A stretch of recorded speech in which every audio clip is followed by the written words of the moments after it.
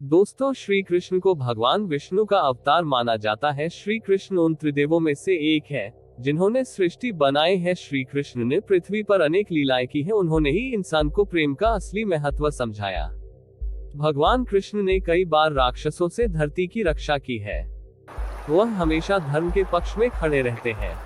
धर्म, नीति शास्त्र का ज्ञान श्री कृष्ण की ही देन है। श्री कृष्ण को कई नामों से जाना जाता है, जो नाम उन्हें उनकी प्रसिद्धि के कारण मिले हैं। जो हुआ अच्छा हुआ, जो होगा अच्छा होगा। स्वयं को मुझ पर छोड़ दो, अपने कर्म पर ध्यान दो। कर्म ऐसा जो स्वार्थरहित पापरहित हो।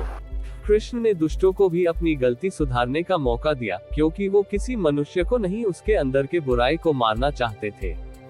संदेह की स्याही से संबंध के पृष्ठ पर कभी शुभ अंकित नहीं होता, इसलिए अपने मन के विचार और संबंधों का आधार दोनों ही शुभ रखें।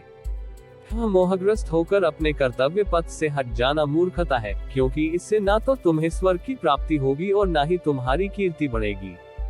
इस भौतिक संसार का यह नियम है, जो वस्तु उत्पन्न होती है, कुछ काल तक रहती है, अंत में लुप्त हो जाती है, चाहे वे शरीर हो या फल हो।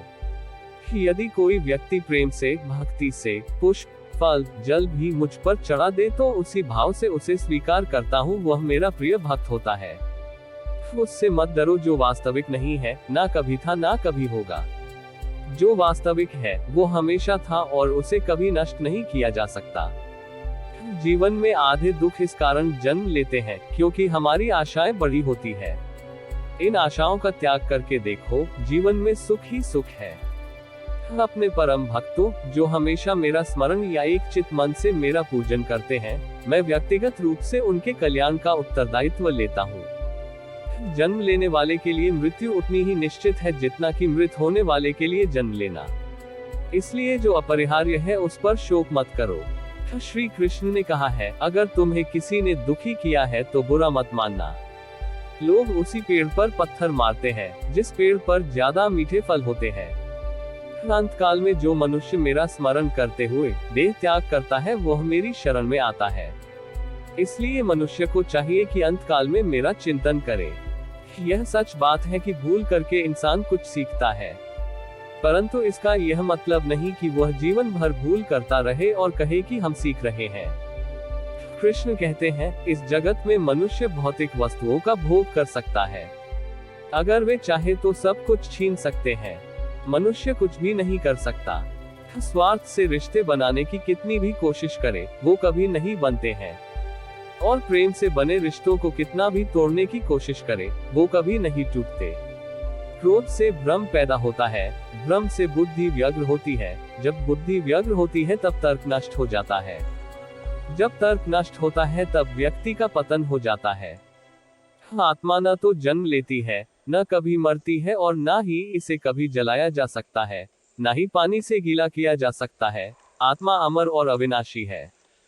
अगर व्यक्ति शिक्षा से पहले संस्कार, व्यापार से पहले व्यवहार और भगवान से पहले माता पिता को पहचान ले तो जिंदगी में कभी कोई कठिनाई नहीं आएगी।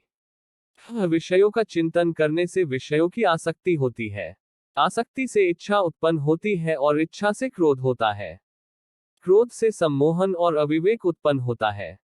कृष्ण कहते हैं, जैसे प्राणी अपने पुराने कपड़ों उतार कर फेंक देता है, नए को धारण करता है, उसी प्रकार यह आत्मा पुराने शरीर से त्याग करके नया शरीर प्राप्त करती है। तुम उसके लिए शोक करते हो जो शोक करने के योग्य नहीं है, और फिर भी ज्ञान की बातें करते हो। बुद्धिमान व्यक्ति ना जीवित और ना ही मृत व्यक्ति के लिए शोक करते हैं। मन की गतिविधियों, होश, श्वास और भावनाओं के माध्यम से भगवान की शक्ति सदा तुम्हारे साथ है और लगातार तुम्हें बस एक साधन की तरह प्रयोग कर सभी कार्य कर रही है। हर किसी के अंदर अपनी ताकत और अपनी कमजोरी होती है। मछली जंगल में नहीं दौड़ सकती और शेर पानी में राजा नहीं बन सकता, इसलिए अहमियत सभी को देनी चाहिए।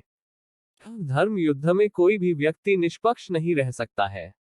धर्म युद्ध में जो व्यक्ति धर्म के साथ नहीं खड़ा है, इसका मतलब है वह अधर्म का साथ दे रहा है, वह अधर्म के साथ खड़ा है।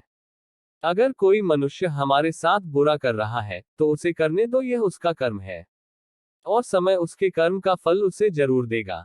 लेकिन हमें कभी भी किसी के साथ बुरा नहीं करना चाहिए, क्योंकि यही हमारा धर्म है।